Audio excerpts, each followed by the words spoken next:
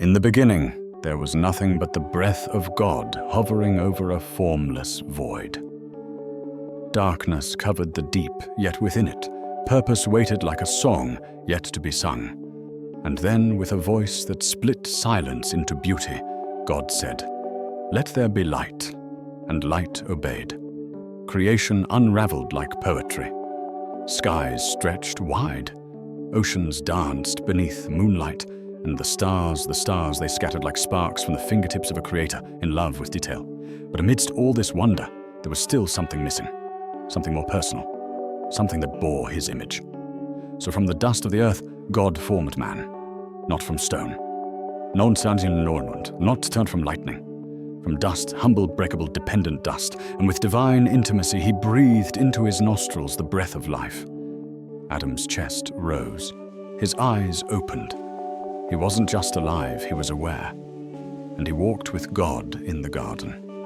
Not like a servant, but like a son. Everything was perfect. No pain, no fear, no shame. Eden was not just a place, it was communion. But here's what they don't tell you enough in Sunday school. Even in perfection, God knew Adam needed someone. Not something, someone. God wasn't surprised by Adam's loneliness. He designed relationship, and he knew it's not good for man to be alone. So God caused Adam to fall into a deep sleep, and from his rib, not his head and to rule over her, not his feet to trample her, but from his side he formed woman, flesh of his flesh, bone of his bone. When Adam saw her, he didn't need an explanation. He saw her and knew at last they had everything: purpose, intimacy, innocence, a garden that never withered, and a God who walked with them in the cool of the day. But there was one tree, one command, one line that drew the boundary between love and rebellion. You may eat freely from every tree in the garden, God said, but from the tree of the knowledge of good and evil you shall not eat. For in the day you eat of it, you will surely die. Now understand, this God wasn't withholding something good. He was protecting them from something deadly. Love cannot exist without choice, and in that tree was choice, a daily decision to trust. But you know how this part goes, because it's not just their story, it's ours. One day, a whisper slithered into the garden. The serpent, cunning and ancient, asked Eve a question, not a shout, just a whisper. Did God really say? And with that one doubt, everything trembled. Eve, curious and unguarded, looked at the tree again. This time it didn't look dangerous. It looked desirable. And isn't that how deception always starts? It doesn't look wrong. It looks reasonable. The serpent twisted God's words like a snake twists its own body. He didn't deny what God said, he distorted it. You won't die, he said. God just knows if you eat this, you'll be like him. But weren't they already made in God's image? Still her hands reached. Her heart raced. She took the fruit, bit into rebellion, then handed it to Adam. And a silent, present, unresisting ate it too. That bite still echoes. It wasn't just fruit, it was fracture. In an instant, their innocence shattered like glass underfoot. Their eyes were opened, but what they saw wasn't glory, it was shame. They hid, not just from God, from themselves, from each other. They sewed fig leaves together, trembling as they heard God's footsteps. For the first time, they were afraid, not because God had changed, but because they had. He called out, "Where are you?" Not because he didn't know, but because he wanted them to know what they had lost. And still he came. Still he sought them. You see, many think the story of Adam and Eve is about punishment, but it's actually about pursuit. God didn't storm in with wrath. He entered with heartbreak. He covered them. Yes, he spoke the consequences. But he also gave a promise that one day the seed of the woman would crush the head of the serpent. It wasn't the end. It was the beginning of redemption. Adam and Eve left Eden, but they didn't leave God's plan. The curse came, yes, but so did the covering. So did the covenant. So did the cross, eventually. And here's the truth that hits deeper than most dare to admit. All of us have bitten that fruit.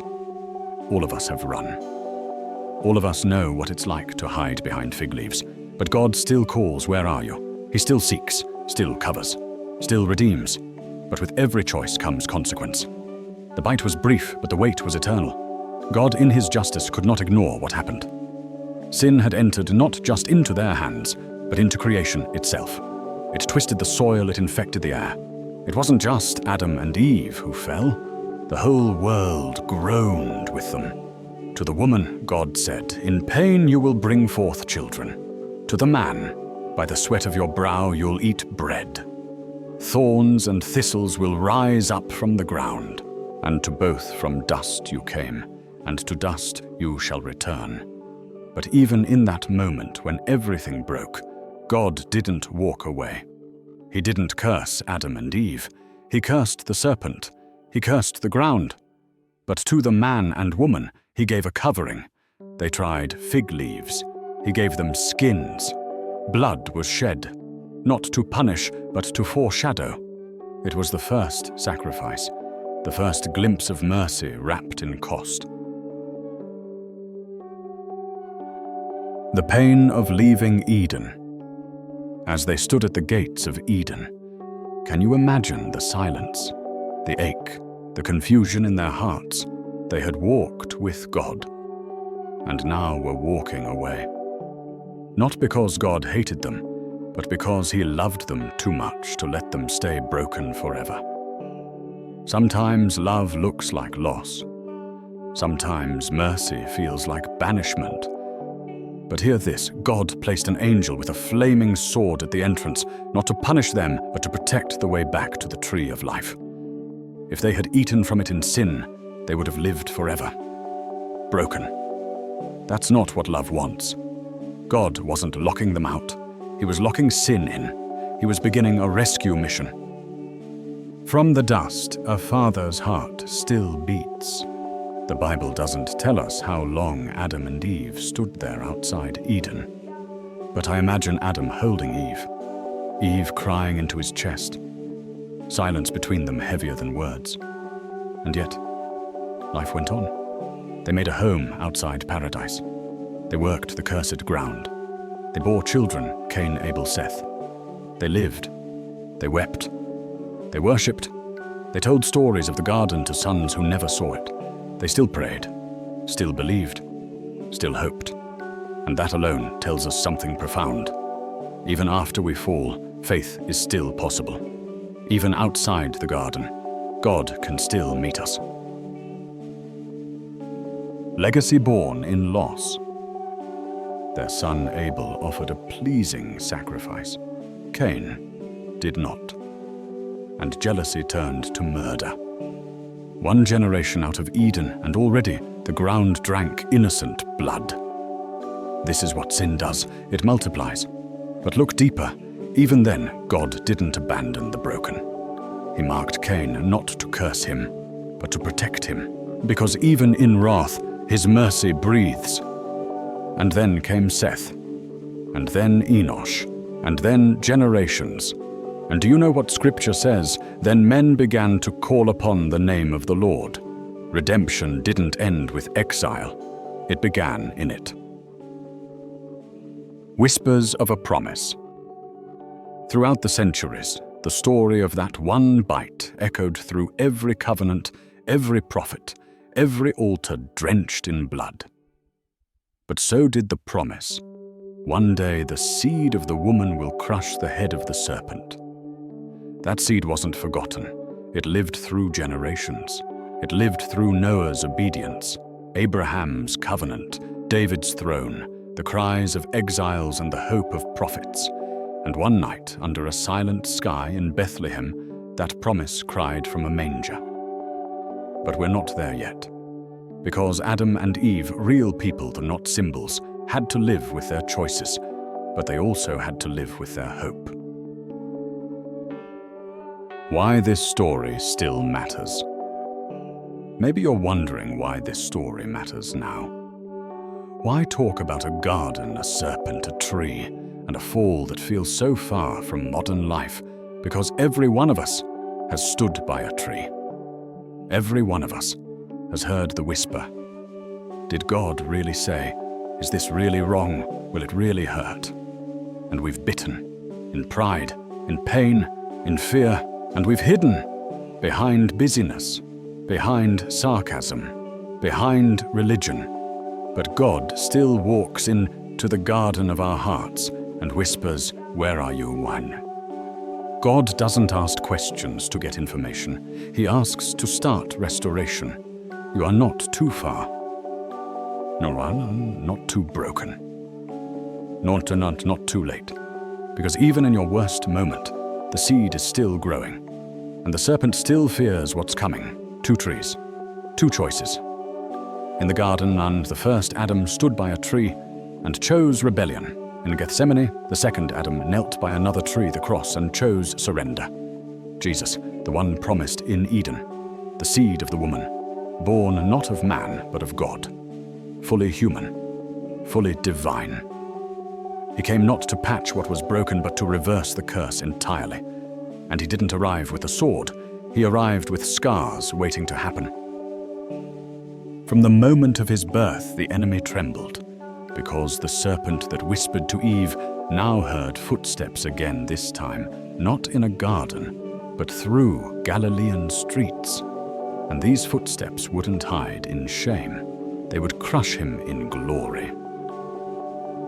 Where shame met grace, Jesus touched lepers, dined with sinners, wept at graves.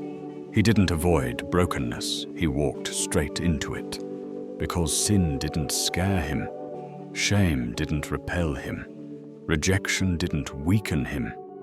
He didn't just come to forgive what happened in the garden. He came to become the curse, to carry the weight, to pay the debt we couldn't. At the cross, heaven went silent. Darkness fell just like in the beginning. Except this time, the Word wasn't creating. He was redeeming.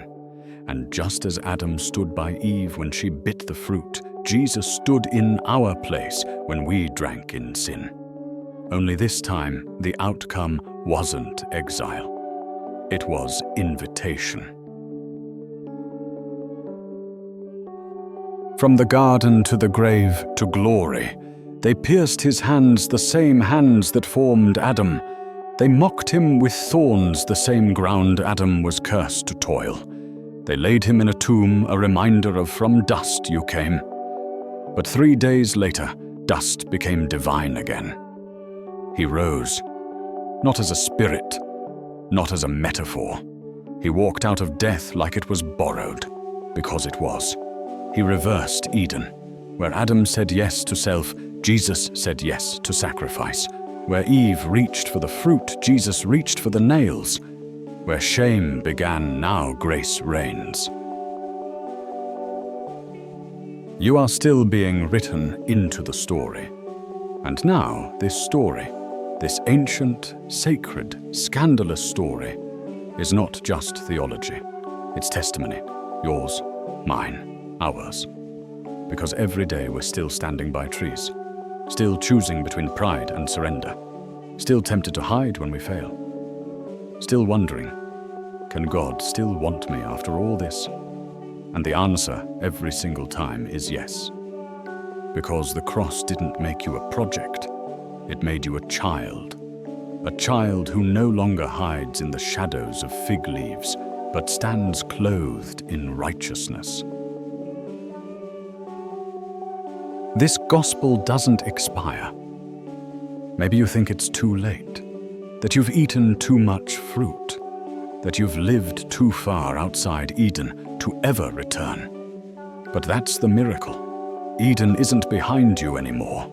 It's ahead, because Jesus didn't just save your soul, he started restoring the whole world.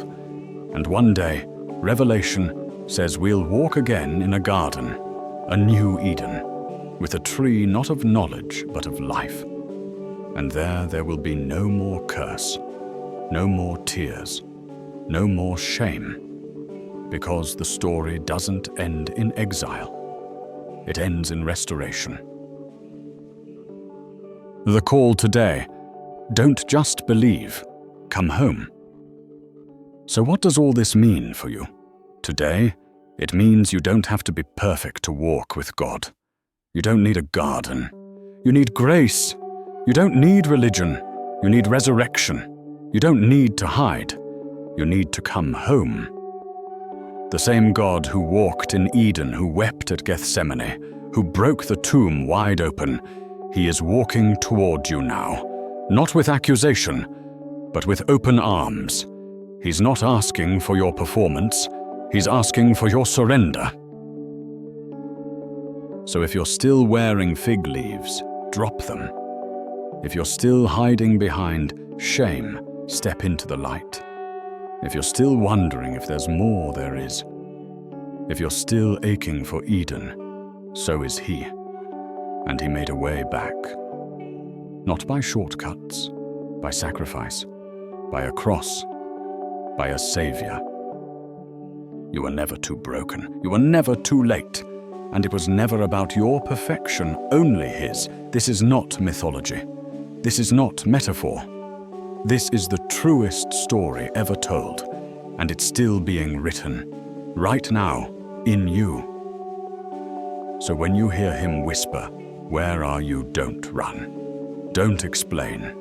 Just answer, "I'm here, and I'm ready to come home."